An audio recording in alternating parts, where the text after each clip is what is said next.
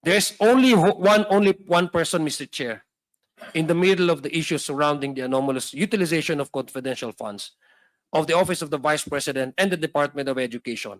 Ang tinuturo po ng lahat na naging bisita po natin dito sa committee ito. The very last invitees na nag-appear po sa committee ito, ang Special Disbursement Officers ng Department of Education nung kapanahunan po niya at ng Office of the Vice President. Ito po yung inatasan under the Joint Circular Memorandum nung pag-disburse, paggamit ng confidential funds. Sila lang po ang merong kapangyarihan na mag-disburse at mag-implement nitong pondo na ito. At sila pong dalawa, ang sinabi po nila na nag-utos po sa kanila ay ating pangalawang Pangulo, Vice President Sara Duterte. Mr. Chairman, yung confidential funds na dinisburse po ng December 21 to December 31 of 2022 ay mayroon din pong resibo tayong natanggap na dated na bago pa man ito, Mr. Chair, may mga acknowledgement receipts po tayo na natanggap na ito ay ginasta bago pa man ng December 21, 2022 at mga ibang acknowledgement receipts na nagasta ng December 2023. Ang tanong ko po, Mr. Chairman, sa atin, paano naman itong mangyayari, Mr. Chair? Hindi rin po pwedeng sabihin na para sa ibang confidential funds ito na napasama lang. Because neither the OVP nor the Department of Education had any confidential funds prior to 21 December 2023, nor for December 2023. Wala naman po na confidential funds na binibigay or accordingly gagamitin or gagastahin nung prior, bago nag-December 21, 2023 at wala naman pong confidential funds na allotted for December of 2023. Let me go to another discovery that we noticed, we had, no? Another anomaly this committee noticed was the use of a very unique ink in the shade of blue and several acknowledgement receipts mula po sa Office of the Vice President. At first glance, Mr. Chair, we found that these acknowledgement receipts, which supposedly were signed by different persons in different months, clearly have the same unique shade of blue ink. There are many different types of pens, Mr. Chair. Alam po natin yan. May fountain pens, may sign pens, or whatever in the Philippines na available po sa market. But what are the chances, Mr. Chair, that the same ink would be used for two or more acknowledgement receipts submitted by the Office of the Vice President? If you ask me, Mr. Chair, the chances are very, very low. Especially, Mr. Chair, kung titingnan nyo po, itong tinta na ito ay hindi mumurahin. Mahal po yan na ballpen. Hindi po yan common na ginagamit na ballpen.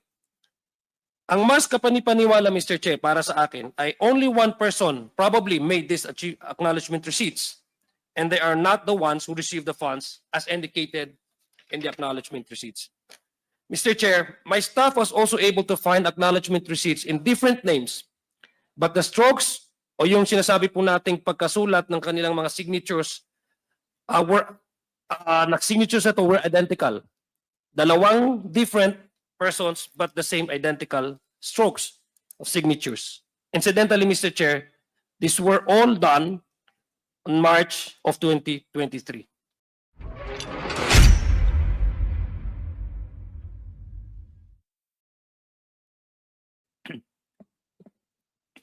Next is Congressman Zia Alonto Adjong. Thank you, Mr. Chairman. Bismillahirrahmanirrahim. Assalamualaikum warahmatullahi ta'ala wa barakatuh.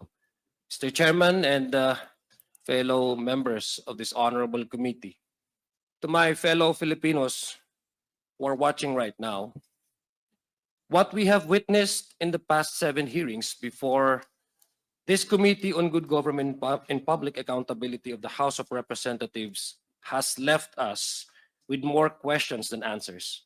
Ang mga tanong po natin dito, hindi nakukuha ang kakulang sagot. Bagkus, nanganganak pa ng maraming tanong. But one thing, Mr. Chairman, is extremely clear to this representation. Tayo po ay na-scam sa pamamagitan ng libu-libong acknowledgement receipts na basta-basta lamang dinoktor or gawa-gawa lamang. Mr. Chair, almost 5,000 acknowledgement receipts of dubious origin, kapalit ang 612.5 million pesos na confidential funds na basta-basta lang naglaho mula sa kaban ng bayan sa ilalim ng pamumuno ng ating Vice Presidente. Mr. Chair, 612,500,000 pesos o mahigit kalahating bilyon.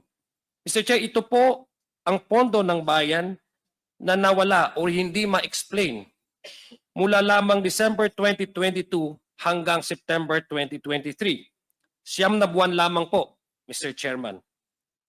Sa ganitong halaga, halos budget na po ng isang buong ahensya para sa isang buong taon ang pinag-uusapan po dito. Pinaglaruan po tayo? Niloko ho ba tayo? O pinaglaruan po ang publiko pagdating sa kanilang pondo? Mr. Chairman, sa item 4.12 ng Joint Circular, ang requirement po sa government agencies na nagdi-disperse ng confidential funds is to submit documentary evidence of payment upon the liquidation at the end of the period for which it was allocated. These documents, Mr. Chairman, are to be submitted to the Intelligence and Confidential Fund Audit Unit of the Commission of Audit, who shall then audit these documents. In fact, upon the submission of the liquidation report to ICFAO, a certification signed by the head of agency and its Special Disbursement Officer, or SDO, stating that the expenses were incurred in connection with the agency's confidential expenses and activities with supporting documents and documentary evidence of payment is needed, Mr. Chairman. As the name suggests, ebidensya, is supposed to prove a fact that the confidential funds were utilized for confidential expenses.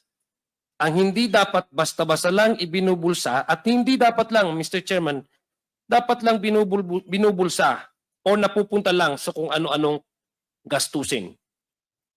Mr. Chair, from among these documents, this committee discovered that the confidential funds, which should be utilized by civilian agencies for security and surveillance activities, was just handed over to 2 members of the Vice President's security team upon the instruction of the VP herself. Sinabi po ito ng kanyang Special Disbursement Officers na si Ms. Gina Acosta at Mr. Fajarda. Those funds, Mr. Chair, were never to be seen again. And according to the SDOs, these same 2 members of our security group supposedly just provided them with the acknowledgement receipts to be submitted to COA. Ibig sabihin po nito, Mr. Chair, para po mag-comply sa requirement na nag-submit ng documentary evidence of payment, ang binigay ng OVP at DepEd ay acknowledgement receipts lamang. But in the course of investigating the OVP and DepEd submissions to the COA, these acknowledgement receipts, which were supposedly submitted to prove that it actually utilized confidential funds for the purpose stated in its fiscal and financial plan, Mr. Chair, we uncovered a number of anomalies. Sabi ko nga po, ang tanong, nanganganak ng mas maraming tanong. Mukhang ang mga supposed evidence or proof of the use of these confidential funds ay bogus or gawa-gawa lamang. Fake no, ang tawag po sa English. These discoveries led us to the conclusion that something was really amiss, Mr. Chair. May mali na ang pagkakamali na ito ay humahantong po, Mr. Chairman, sa katiwalian. Under Joint Circular 2015-001, it states that confidential funds must be utilized during the period of the particular project. This was confirmed by a resource person, Attorney Guimora, who said during the November 20, 2024 hearing before this committee that she agreed that in relation to the submitted acknowledgement receipts for OVP's confidential funds in December 2022, these do not confirm with the period that was covered by the confidential funds. Ito po yung kasagutan niya nung tinanong po siya ng ating kasamahan po dito, si Congressman Jill Bungalon. In the submitted acknowledgement receipts of the OVP to the COA, which as previously mentioned, it was supposedly a proof of its utilization of confidential funds from December 21 to December 31, 2022. And yet, we found numerous receipts which were dated outside of the period. Ibig sabihin, may mga resibuta po tayo dyan na hindi po within the prescribed o tinalagang dates kung saan nagkaroon po ng utilization ng confidential funds.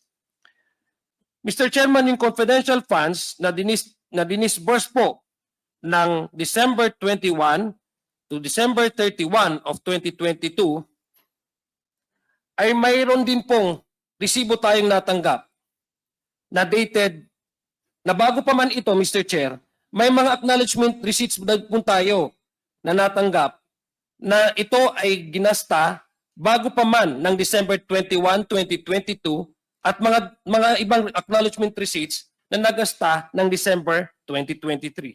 Ang tanong ko po, Mr. Chairman, sa atin, paano naman ito mangyayari, Mr. Chair?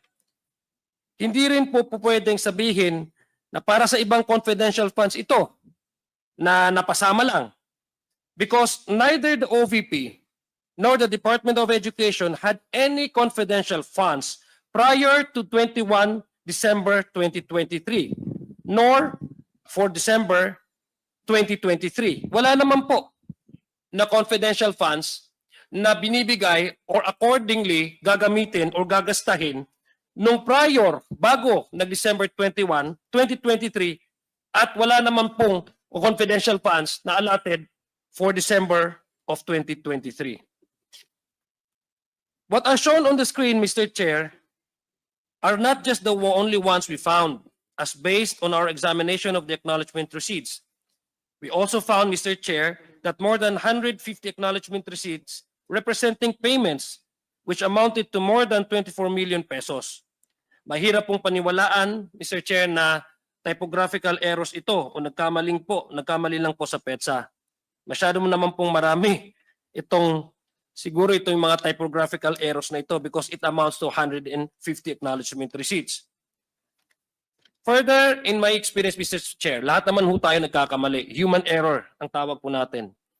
Human error as to the writing of the dates would typically be that of the previous year and not of the succeeding year. Ibig sabihin, Mr. Chair, lahat naman ho tayo nagkakamali, lalo lang na pag mga bagong taon. Minsan, hindi pa ho natin masyadong yung acclimatize tayo doon sa pumasok na taon. Ang minsan na susulat po natin ay yung mga nakaraang taon. Hindi po yung preceding year. Na-experience po natin yan as a human error. Na nagkakamali po tayo bearing the earlier year than the preceding year. Ibig sabihin po, Mr. Chair, hindi yung darating na taon ang may susulat po natin sa mga dokumentong pinipirmahan natin.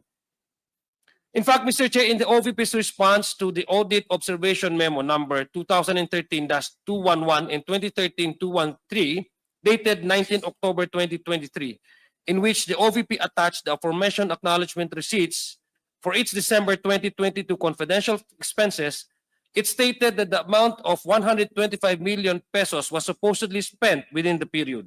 However, as I previously mentioned, Mr. Chair, a total of 158 acknowledgement receipts submitted by the OVP for its December 2023 confidential funds expenses were made outside the period of December 21 to December 31 of 2022. Contrary, Mr. Chair, to the statement of the OVP, Mr. Chair. These acknowledgement receipts were fabricated kasi wala nga po tayong basihan kung bakit ito nagastos. Wala nga ho siya doon sa date kung dapat siya paggastosan. Because they bore dates different from the period covered, Mr. Chair. Simple po yan. Very simple po yan ang makikita po ng taong bayan yan. Para daw po sa 21 of December to 31 of December of 2022 raw po ang mga ARs na isinumite. This is shown by the certification dated 10 of January 2023 where Ms. Acosta certified that the acknowledgement receipts submitted, which were showed we just showed, Mr. Chair, was for the period of December 21 to December 21 of 2022. Yung nakuha po ng OVP noong December 20, 2022. Pero po sa mga AR na ito, mayroong pong dalawa. Isa dated November 27, 2022 at isang dated December 12, Mr. Chair, 2022. Ito pong mga petsa na ito, it preceded the date with the confidential funds were released to the OVP in December 2022, while the others are dated in December 2022 or after the funds have been supposedly spent, Mr. Chair. Ang tanong ko po, paano po nangyari yon na meron po silang mga ARs dated prior to the actual releases of the confidential funds at may mga ARs sila dated na after supposedly na na-spent na yung kanilang confidential funds. Bali ho, Mr. Chair, mukhang base po sa sobrang dami ng mga acknowledgement receipts na ito na isinagawa lang noong hinihingan ng ebidensya ng COA sa pinadalang AOM sa Office of the Vice President. Sa aking palagay, Mr. Chair, ay itong panahon lang din na ito nagsimula gumawa ng mga ganitong klaseng acknowledgement receipts ang OVP para isumite. Para po, Mr. Chair, hindi magmukhang ginasta itong confidential expenses kung saan-saan lang po nila nilagay. Mr. Chair, it's very clear, Mr. Chair, kung titingnan po natin ng dates doon sa covered nung request of the confidential funds with that of the acknowledgement receipt na natanggap po natin, mukhang bogus po at fictitious po itong mga confidential funds, Mr. Chair. Wag din ho natin kakalimutan na by its very nature, Mr. Chair, acknowledgement receipts po ito. Ibig sabihin, pipirmahan mo ito tuwing natatanggap mo ang pera. Ibig po ba sabihin ito, Mr. Chair, mahigit 100 tao ang nagkamali na nagsabing December 2023 ang kanilang pinirman habang tinanggap nila ang pera para sa December 2022? Imposible naman po yan mangyari, Mr. Chair, dear colleagues. Let me go to another discovery that we noticed, we had, no? Another anomaly this committee noticed was the use of a very unique ink in the shade of blue and several acknowledgement receipts mula po sa Office of the Vice President. At first glance, Mr. Chair, we found that these acknowledgement receipts, which supposedly were signed by different persons in different months, clearly have the same unique shade of blue ink. There are many different types of pens, Mr. Chair. Alam po natin yan. May fountain pens, may sign pens, or whatever in the Philippines na available po sa market. But what are the chances, Mr. Chair, that the same ink would be used for 2 or more acknowledgement receipts submitted by the Office of the Vice President? If you ask me, Mr. Chair, the chances are very, very low. Especially, Mr. Chair, kung titingnan nyo po, itong tinta na ito ay hindi mumurahin. Mahal po yan na ballpen. Hindi po yan common na ginagamit na ballpen. Ang mas kapanipaniwala, Mr. Chair, para sa akin, ay only one person probably made this acknowledgement receipts. And they are not the ones who received the funds as indicated in the acknowledgement receipts. Mr. Chair, my staff was also able to find acknowledgement receipts in different names, but the strokes o yung sinasabi po nating pagkasulat ng kanilang mga signatures signatures ito were identical. Dalawang different persons but the same identical strokes of signatures. Incidentally, Mr. Chair, these were all done on March of 2023. Moreover, Mr. Chair, the signatures all bear the same figure, done to 2 or 3 times. It's hard to believe, Mr. Chair, that such common signatures would appear like this. I admit that I'm not an expert in this kind of analysis, unlike those at the NBI, kasi sila naman po yung competent gumawa nito na examination. But based on what I know, Mr. Chair, these coincidences are too hard to ignore. In any event, Mr. Chair, ito pong committee na ito ay pinapasuri po natin yan sa NBI to make sure that these signatures are signed by the same person. Titingnan niyo mo po yan sa monitor, the same strokes, different persons. We also found out, Mr. Chair, that 2 acknowledgement receipts, both in the name of Milky Sikuya, both had done on the same day, same po pinirmahan on the same day, same address in Zambales, and using the same pen. However, have totally different signatures. Tingnan niyo po, oh, magkakaiba. The same day, the same date, same name, but different signatures. Tanong ko po, Mr. Chair, did the person who signed this receipt suddenly forget how they signed in the middle of the same day? Nagkamali ho siya na nakapirma pala siya tapos pipirma ulit ng isang acknowledgement receipt? Di mo ba pag naka-receive ka na, hindi ka na ho magpipirma at hindi ka namang mag-receive ng isang another acknowledgement or payment? It could have been acceptable, Mr. Chair, if there was merely a small variance between the signatures.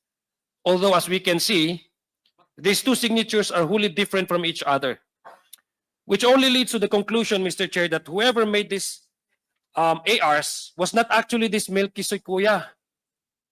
This is truly mind-boggling, Mr. Chair, to say the least. Another, Mr. Chair, another character who we found is a certain Alice Crescencio. There were 3 different acknowledgement receipts in the name of one Alice Crescencio, submitted by the Department of Education in her name. Tatlo po yan na acknowledgement receipts from the same agency, Department of Education, bearing the same name.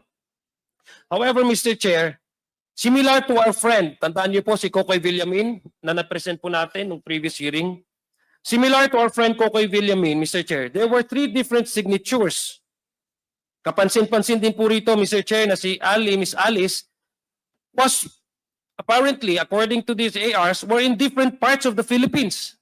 Pinirman niya, nung inuna, nasa Pasay City siya. Pangalawa, pumirma siya, nasa Iligan City, sa Mindanao. At doon po sa ang aking probinsya, sa Lanao del Sur. Pumirma din ho siya doon. Baka nandun din siya according to the acknowledgement receipt. So, itong pangalan po ito, Mr. Chair, it leaves a very questions, no? Kaya sabi ko, nanganganak ng tanong.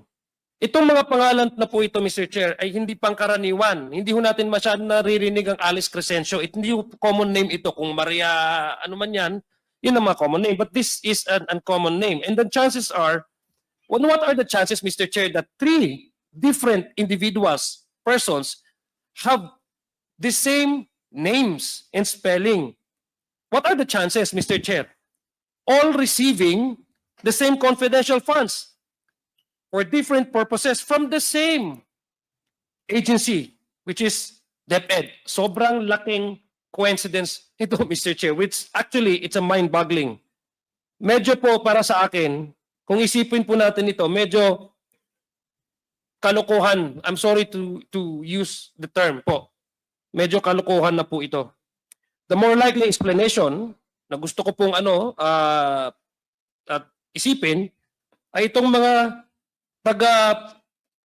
taga-pirma o tagagawa nitong mga ARs na ito ay hindi coordinated.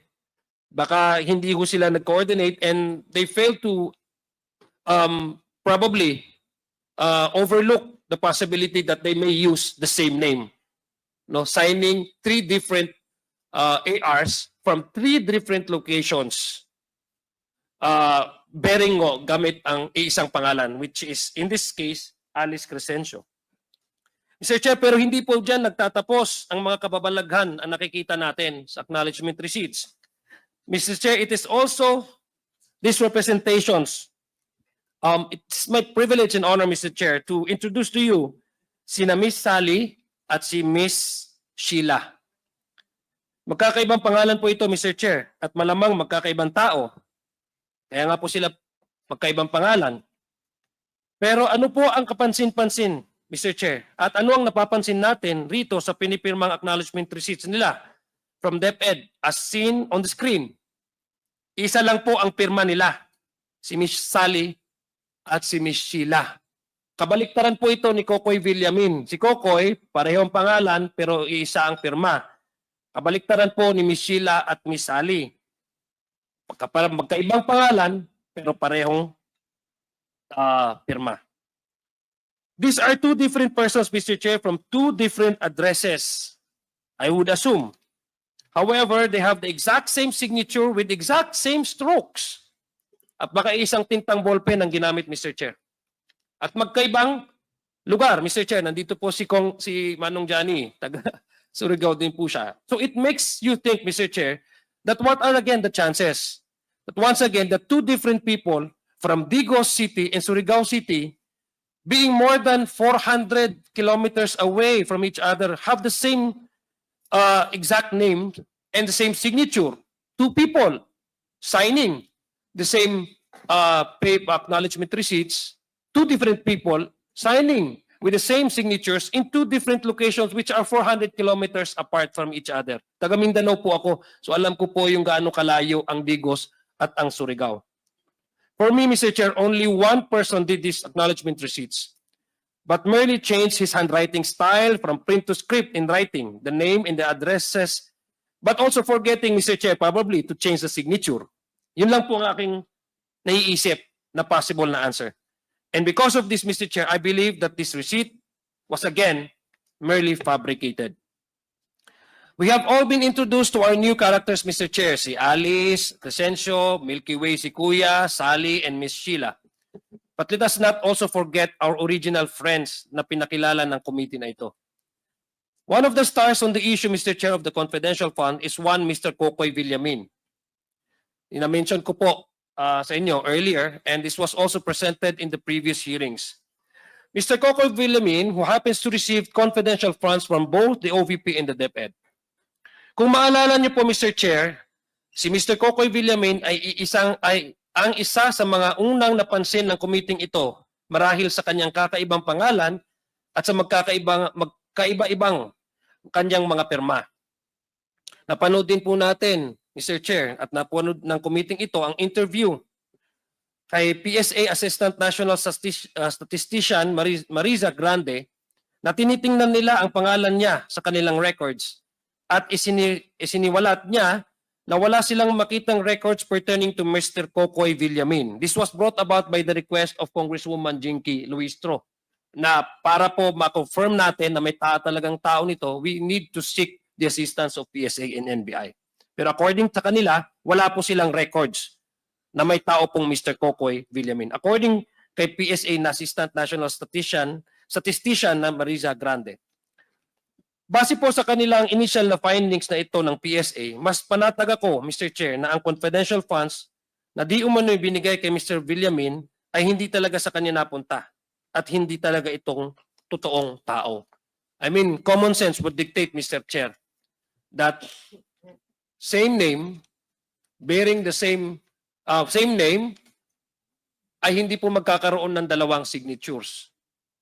And it reinforces our original questions kung meron po bang mga taong ganito. Ang pinakabida, Mr. Chair, sa ating naging inquiry in aid of legislation sa committee ito ay of course, si Miss Mary Grace Piatos. Thank you to Chairman Romy Acop. Siya po yung unang nakaobserba at na-notice po niya ang pangalan.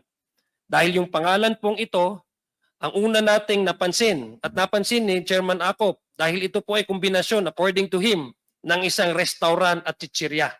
At tama na po, lahat po tayo nag-agree noon.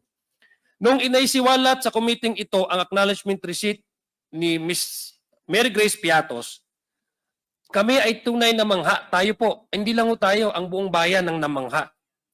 We reached out to the National Statistics Authority and inquired from them into whether this was a real person or a made-up character. We were likewise informed, Mr. Chair, that the NSA had no record of any person bearing the name of Mary Grace Piatos.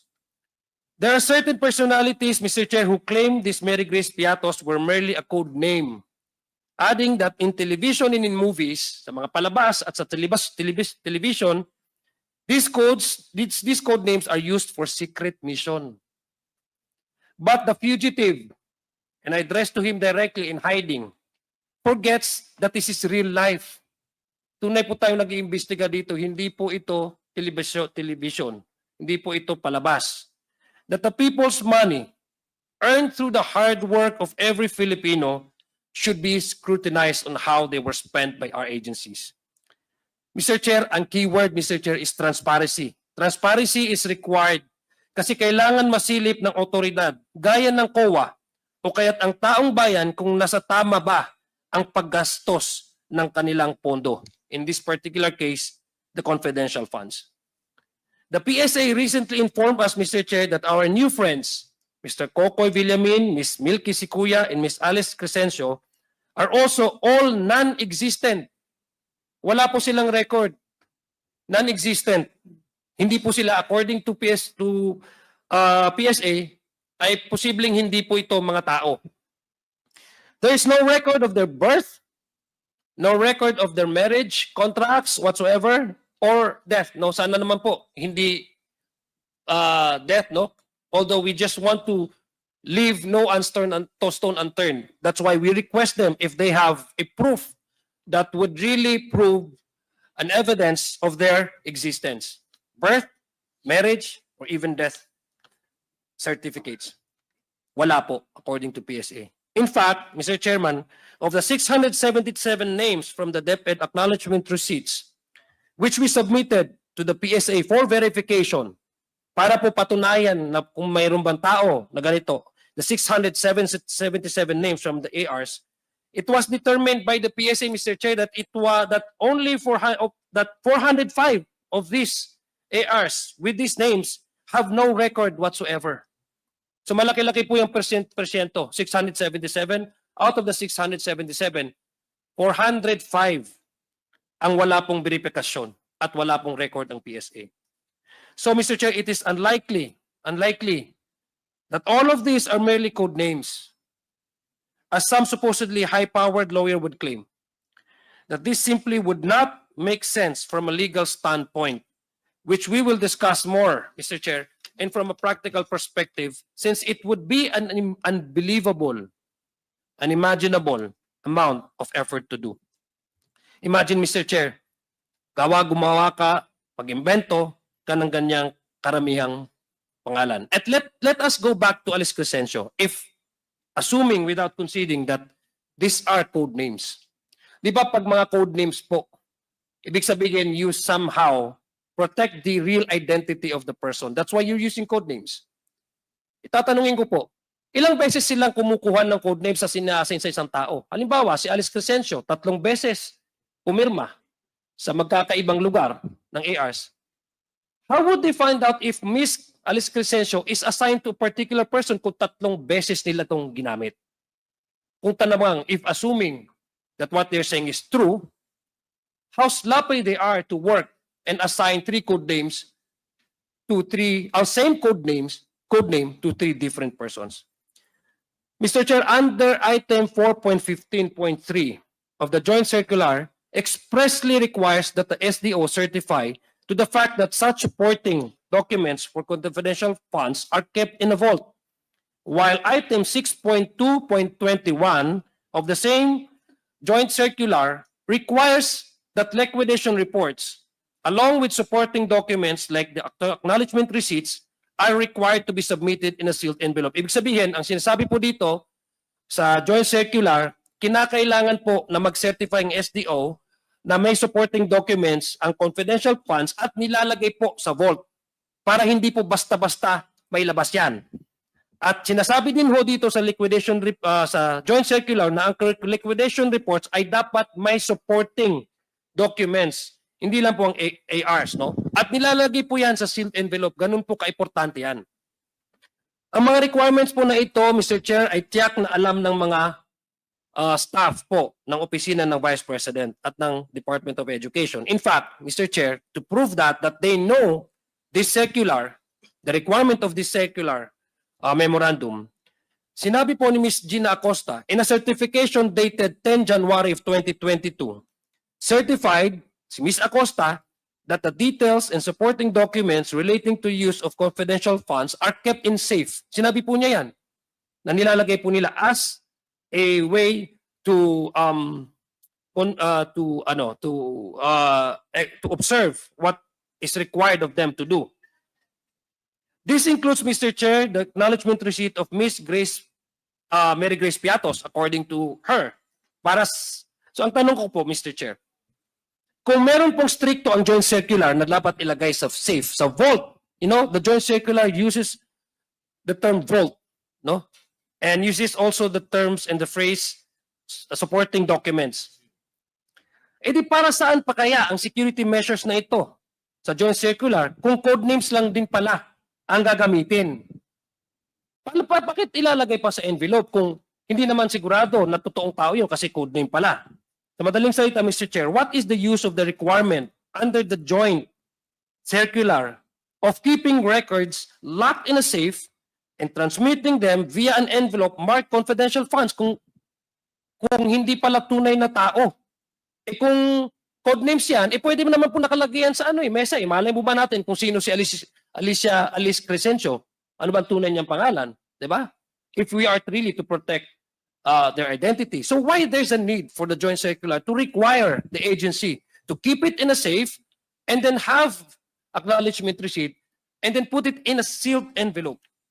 If these receipts, Mr. Chair, actually used, Actually, there are three safeguard. Number one, it must be sealed. May nakalagay na confidential at dapat nakalagay sa bold. yes. And those three requirements were already confirmed by Ms. Gina Acosta, Mr. Chair, in the previous hearing. Mr. Chair, again, let me continue. If these receipts actually use code names, what is the point locking it in a safe, again, and secure the vault and secure it in the vault? When the details therein have already been obscured or changed, pinalitan na hindi niya tunay na identity. Halimbawa, si Congressman Paulo Ortega, ang kanyang codename ay si Magneto. Eh, pwede naman dyan nakalagay dyan. Malay ba natin na si Magneto pala si Congressman Paulo Ortega? Mr. Chair, the interpretation offered by those who claim that code names can be used is patently absurd. I'm sorry to say this. And we in government, Mr. Chair, cannot and should not dabble with the absurd. Hindi dapat ito biro, hindi biro ang pinag-uusapan dito. Hindi lang naglalaro dito, Mr. Chair. Seryosong bagay po ito. Kaya nga po may joint circular kasi seryoso po ang gobyerno kung paano po nilalagay ang criteria kung paano gastusin po ang pondo ng taong bayan, ang pera ng ating mga kababayan. So hindi po ito dapat laro-laro at hindi po lang dapat itago sa mga code names. Furthermore, Mr. Chair, just because the issue involves confidential funds doesn't mean we can ignore, exploit, and essentially invent acknowledgement receipts, which under the joint circular are proof of payment. Paano po mapoprove na itong isang tao na ito, nagngangalang ganito, ay nakatanggap dahil siya informant kung ang nilalagay lang ho natin na acknowledgement receipts ay hindi niya pangalan or code name lang, Mr. Chair, Your Honors. How can we then confirm, especially COA, Mr. Chair, that the confidential fund actually went to the right person for the stated purpose if the amount can be claimed with a code name? Mr. Chair, how can the Commission audit ensure that the agency who utilized confidential funds actually utilized it for its actual stated purpose? As allowing a code name, Mr. Chair, to me, just allows this, Mr. Chair, to be prone to abuse by just writing any name and calling it as such, Mr. Chair.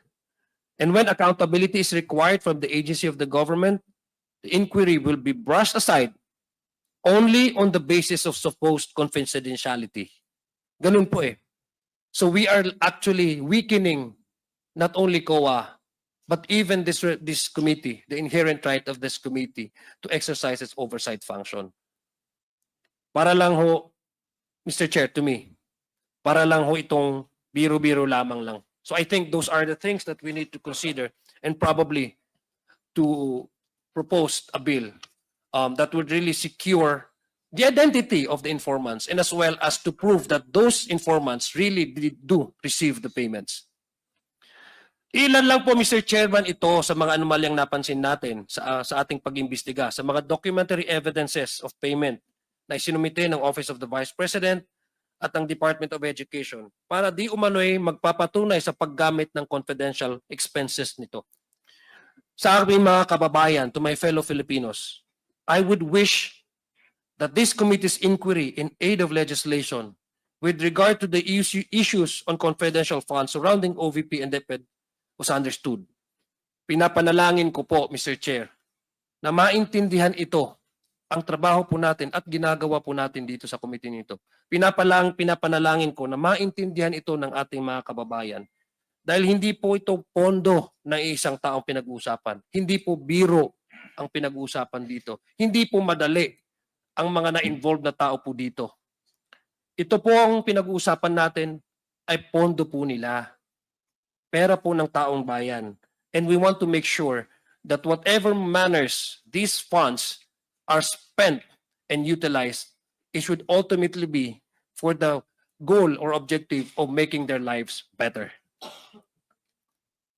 If we, Mr. Chair, as lawmakers, do not adhere to our duty to inquire with resource speakers which are aimed at addressing gaps in the law, we would not be able to pass bills to eventually become law to address these very gaps which are prone to abuse. Ang ginagawa po natin dito, at kung hindi natin ginagawa at ine-exercise ang ating oversight function, paano po tayo makakagawa ng batas para protektahan ang pera ng ating mga kababayan?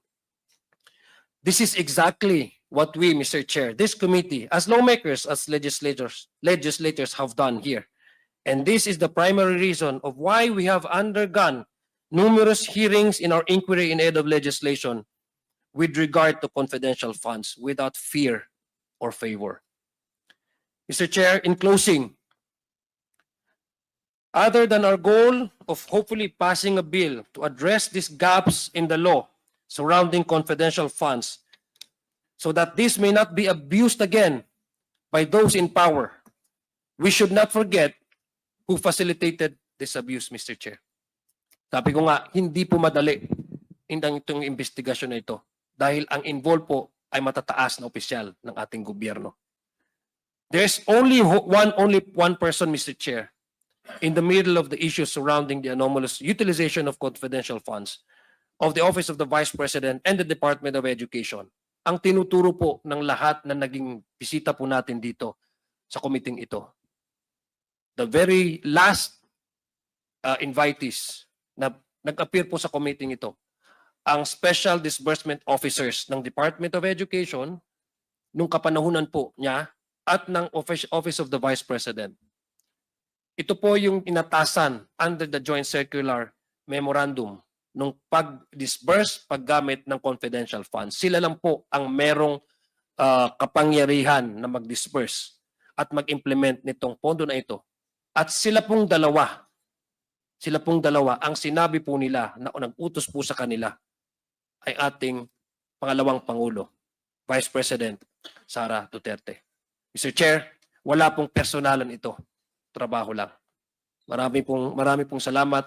Magandang umaga po sa ating lahat. Assalamualaikum warahmatullahi ta'ala wabarakatuh. Thank you, Congressman Sia Alonto Adjong.